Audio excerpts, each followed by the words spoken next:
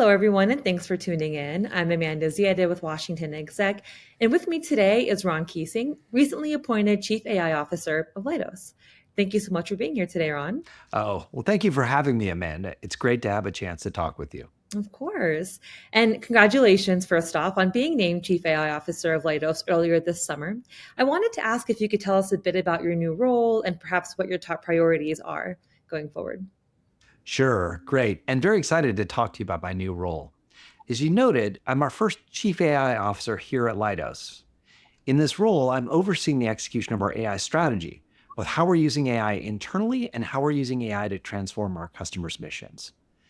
Now, it's important to recognize that even though I'm our first Chief AI Officer, Leidos has been an AI company for a very long time. We've been building trusted mission AI solutions for our customers for over 20 years.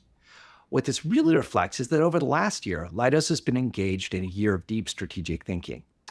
And what's become apparent as we had that opportunity to focus on the longer term perspective is how central AI is to both our and our customers' future.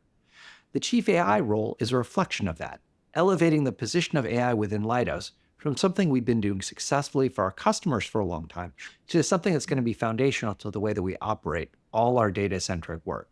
So as Chief AI Officer, I'm overseeing how we build trusted mission AI solutions for both ourselves and our customers, how we access all sources of technology, from what we develop ourselves to what we get from leading and emerging external AI companies, and how we build our AI workforce.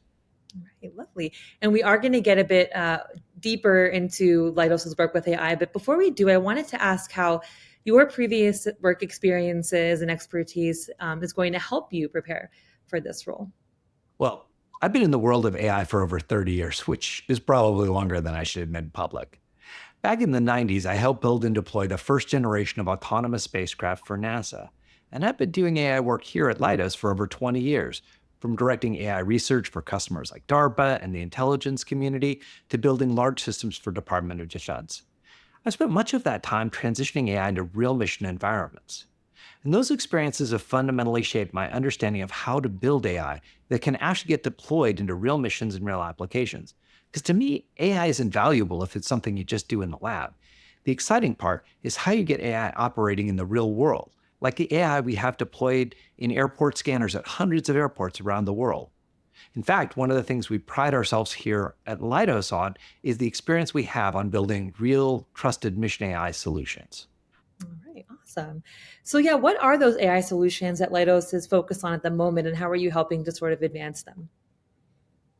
Obviously, one of the areas we and everyone are focused on right now is how to harness the power of generative AI that so many people got introduced to when ChatGPT was launched. Large language models like ChatGPT are an exciting technology, and they're one we've been working with since well before ChatGPT even existed. So we have a pretty fundamental understanding of the underlying technology and its applications. We're really focused on how you make the power of generative AI available to government customers who've got higher security requirements. And more importantly, how you generate real value from them. I mean, we can all have fun using ChatGPT to write an email for us, but actually finding ways it delivers real transformative business value is much trickier. Now, we honed in right from the beginning and the excitement around generative AI on a couple of areas we felt the technology would have real impacts. One of them is how AI works as a partner in software coding. Another is how AI helps streamline IT services and IT operations. And now we're expanding to other areas where Gen AI can make real mission impacts, from cyber operations to transforming digital engineering. Another area we're focused on is building AI that can help us make better decisions in applications like C2. This is an area we've been working in for a long time, and it's an area where trusted mission AI is critical. Because in applications like C2 or medical decision making, AI has to work as a trusted partner with people, and it has to be integrated into real mission systems and real mission data. Another really key area for us is autonomy and autonomous systems. Now, we've been pioneers in building autonomous platforms from the beginning, going back to the very first DARPA Grand Challenge back in the early 2000s, to building the first autonomous vessels for the Navy, to helping create and build the first aerially launched and recovered UAVs. So we're excited about the role we play in autonomy. But those are just some of the areas that are really important to us moving forward. All right, thanks for sharing. And to close, my last question is about customers. So, What are you, or what are some of your customers' needs, and how can these solutions, many of them that you just described, be used to better serve the needs of customers going forward? Sure. Many customers I talk with tell me about a common set of challenges they face and their hopes for how AI can help. These challenges often come down to having to take on more and more mission challenges that are more and more complex while having at the same time to achieve efficiencies. They have to find ways to do more with less while operating over ever increasing quantities of data. So when we have this conversation, I typically frame it in terms of what it is you really want the AI to accomplish. One major goal is often to become more efficient, to achieve a certain level of performance with less effort or higher speed. And this is a place where AI is incredibly effective, especially the generative AI we just talked about. For example, I talked about how Gen AI can help serve as a coding assistant. And there we can reduce coding on software jobs by about 40%. That allows you to put those cost savings toward other mission objectives or toward retiring technical debt. It's one of the really important ways that AI can help. Another capability that people often want from AI is the ability to make better decisions. One example might be the kind of Battlefield C2 I talked about earlier, where better and faster decisions can help you get inside an adversary's OODA loop. Another example might be AI that helps you make a decision about how to deal with a cyber incident in real time.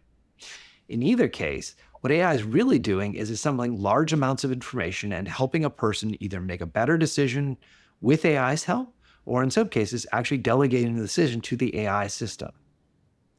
The final type of AI solution that customers often are looking from us is to provide mission capabilities that just can't be performed without AI, like the examples I talked about with autonomous platforms. Those types of platforms allow us to perform critical missions without putting people in dangerous or physically impossible environments.